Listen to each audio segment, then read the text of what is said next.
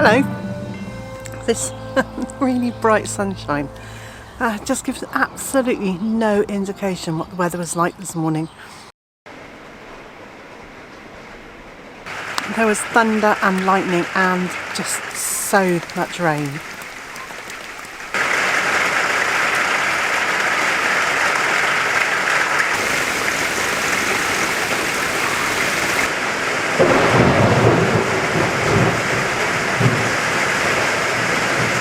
It was incredibly heavy. That's now all gone, and it's given way to very warm, very humid afternoon. But I thought I'd show you a few bits that I did manage to do this morning before the storm arrived.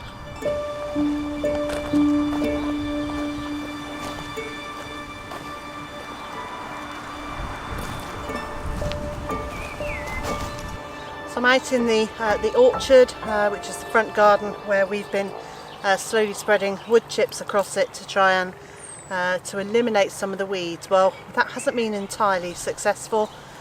Several layers of cardboard and then a good deep layer of wood chip across it. Still not stopping these weeds, but we'll keep going. We'll add more cardboard and more wood chips. But what I have done is I've started to plant some of the winter squashes. So I've cut out a hole using the spade, dug out a hole and then put cardboard all around it and wood chips on top of that, and then I've put the squash into the hole and backfilled it with soil and shop bought compost. And hopefully that nice little space will give it a little bit of protection and they'll grow away nicely.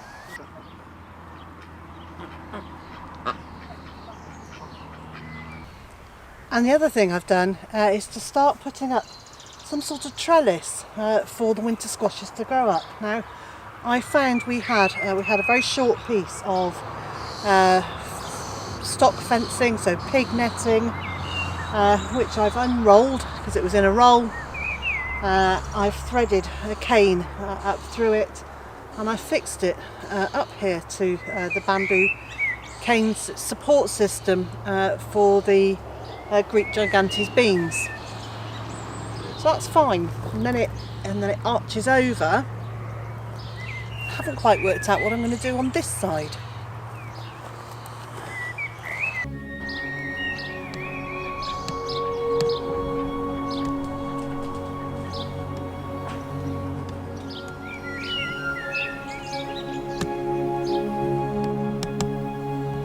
So it comes down and it loops, and at the moment I've just literally put a cane threaded through it and into the ground to give myself some idea of what it might look like. And this could work. I've talked to Mr. J about possibly putting in a couple of posts here to give it some support, but I don't know whether to do it on this side of the bed or on that side of the raised bed. So when Mr. J comes out, we'll have a look at it and see if we think it makes any sense at all. Pleased to have got this started.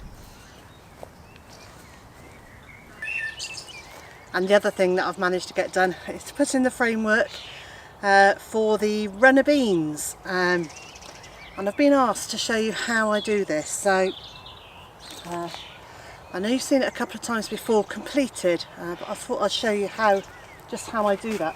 So I put a tripod of supports in at each corner, but these ones actually cross over at the front. So you've got quite a steady support in each corner, but it can't be too rigid because of the amount of wind we get here. It's got to have some room to manoeuvre.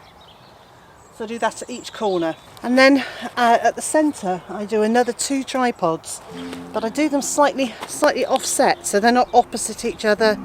They're slightly offset, so that the centre canes take up about 1/3 of the length of the bed, and then I get 2 long canes and put them together overlapping, tie around the centre bit, so I've got one very, very long cane, and put it across the top and tie it in to each of these support tripods at the centres and at the end.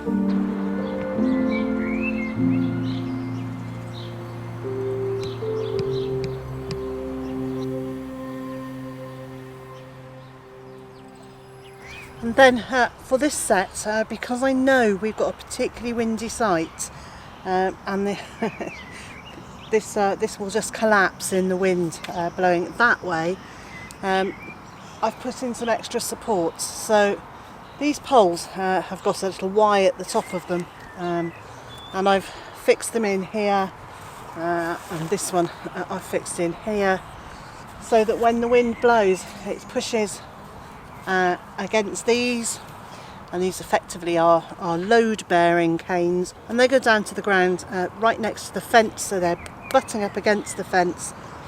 So as everything gets pushed this way, the fence will stop it falling over,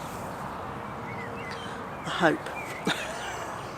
So now I've effectively got two horizontal supports way up there, and the next thing to do is to put the canes from the ground up to these supports.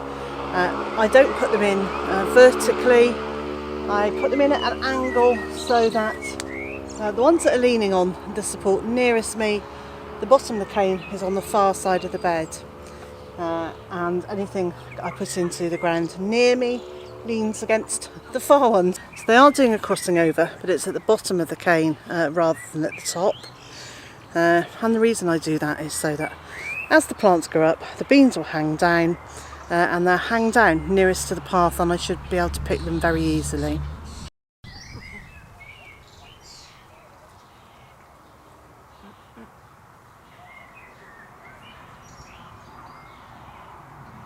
Well, that's it for me today.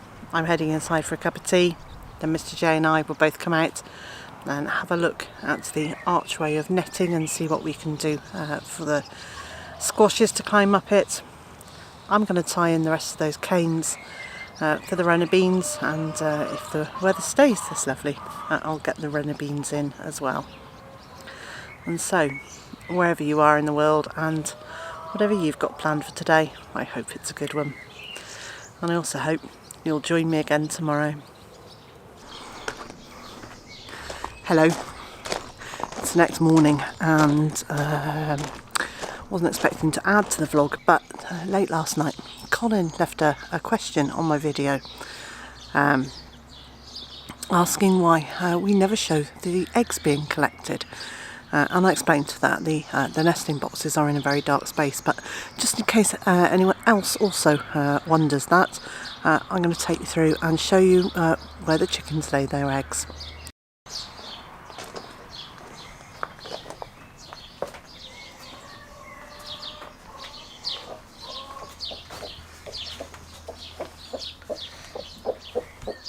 These are the two broody girls who are trying to break their broodiness. And then at the back of the stable, through this little space. And this is where the nesting boxes are.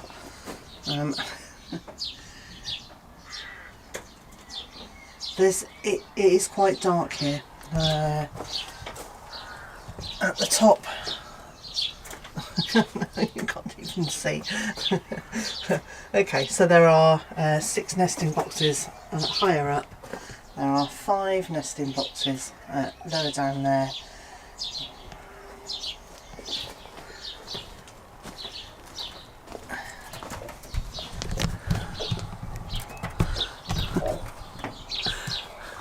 And that's the reason I don't show you me collecting the eggs, is because there's so little light in there, it just simply can't be seen.